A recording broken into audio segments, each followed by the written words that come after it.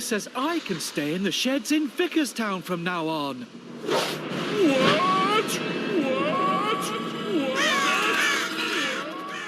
When did this happen? Nobody told me. You can't move Henry as well, sir. Why don't you just go ahead and change everything?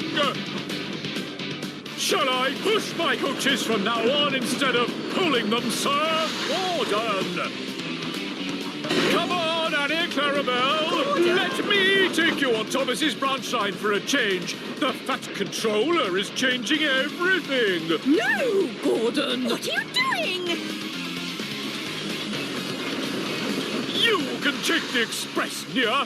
I'm going to shunt trucks in the yard. The Fat Controller wants to change everything. Gordon, I've had quite enough of this nonsense. Hurry up, Paxton. I'm going to fill up with diesel for a change.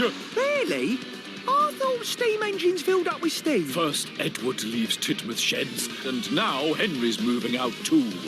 Oh, maybe now Edward can come back. Making James cross. Why are you complaining all the time? Because I'm a big blue engine and I know everything.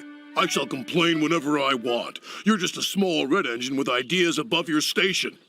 Brakes. Something had jammed. The driver reduced steam, but Gordon was still going too fast.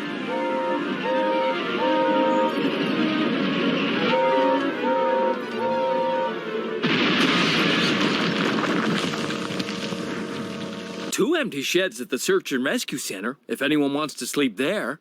I'm not sleeping at the Search and Rescue Center. It will be far too noisy if there's an emergency and the alarm goes off. We only have room for 2 of you to sleep here tonight. I'm not sleeping here. The steamworks always makes me think of breaking down. I'm quite sure I wouldn't get any sleep at all. Okay, Gordon. Then they met Norman, pulling his last load of the day. Hello, Norman. The turntable at Tidmouth Sheds is frozen. Do you know a place we can sleep for the night? There's room for another engine at the diesel works, if one of you wants to sleep there.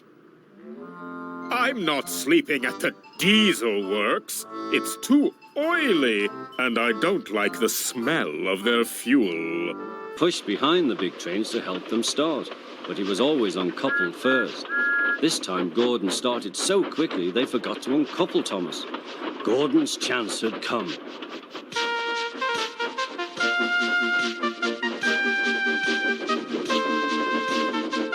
Come on, puffed Gordon to the coaches. The train went faster and faster, too fast for Thomas. He wanted to stop, but he couldn't. Peep, peep, stop, stop. Hurry, hurry, hurry, laughed Gordon. You can't get away, laughed the coaches.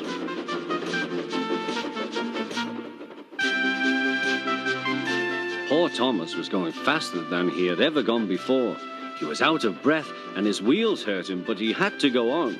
I shall never be the same again, he thought sadly. My wheels will be quite worn out.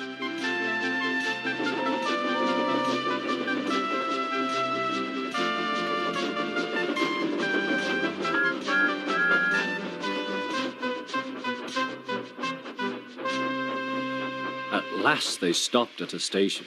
Telling him to stop. And he didn't see the goods train ahead until it was too late.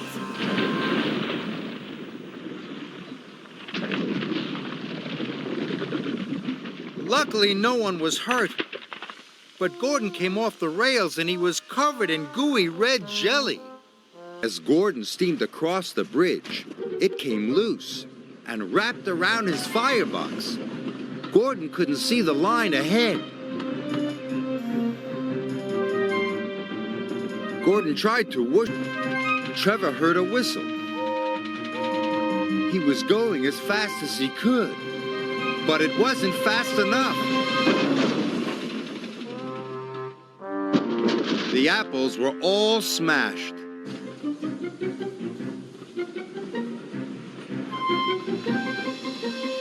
James was the last engine to join. "Here comes Gordon!" cried the passengers.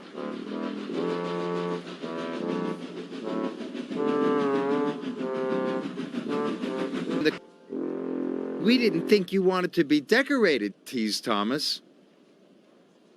I didn't, huffed Gordon. Well, you're definitely the best-dressed engine, said James. All the engines agreed. Gordon was secretly pleased, but he didn't think it was dignified to say so. Silly Gordon. The signalman cried. Express trains aren't supposed to go that way. It was too late. Gordon had already raced into the distance. The old branch line was weak and rusty. There were signs warning all the trains to go slow. But Gordon ignored the signs. I'm an express engine. I don't go slow, he said. And he went even faster. The branch line couldn't take his weight, and the rails buckled. Oh, help! Gordon cried as he slid off the tracks and into a field.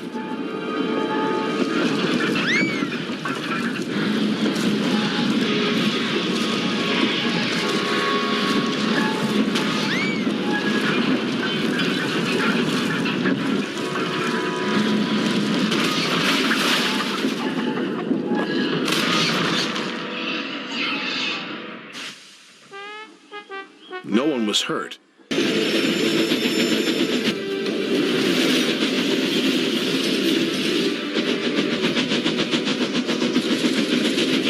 Gordon whistled as he approached the station. Everyone knew that sound.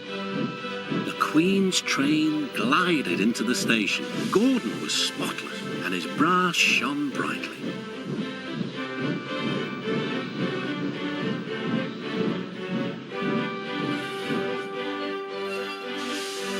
The fat controller stood to attention. Welcome, Mum. The Queen thanked him for a splendid run and asked to see all the engines.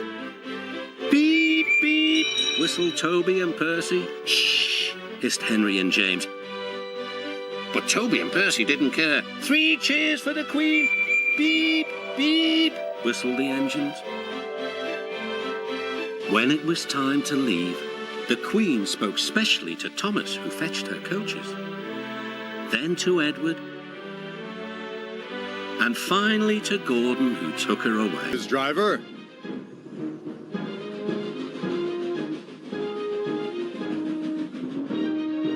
Gordon was looking forward to seeing Spencer. Run out of water? He teased. Yes, snapped Spencer. I must have a leaky tank. Perhaps, smiled Gordon. But we better hurry. Everyone is waiting. Gordon switched to Spencer's line and was coupled up. Then they set off.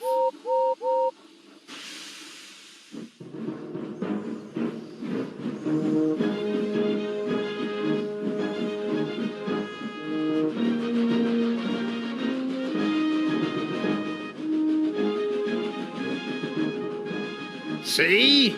Said Gordon. We're right on time. But Spencer was embarrassed. So what do you think of Spencer now? Thomas whispered. Too much puff and not enough steam. Well done, Gordon, said Sir Topham Hatt. You are the fastest engine on Sodor. I know that, muttered Gordon. We're fastened between the 2 engines. Are you ready? Heave!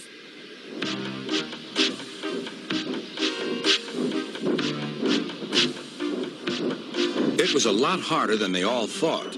At last, Thomas was free. I'm sorry I was cheeky, said Thomas. That's all right, Thomas. You made me laugh, replied Gordon. I'm in disgrace. So am I, said Thomas. Why, so you are, Thomas. Shall we form an alliance? You help me and I'll help you. Right you are, agreed Thomas. Good, that's settled, rumbled Gordon. And buffer to buffer, the Allies puffed home.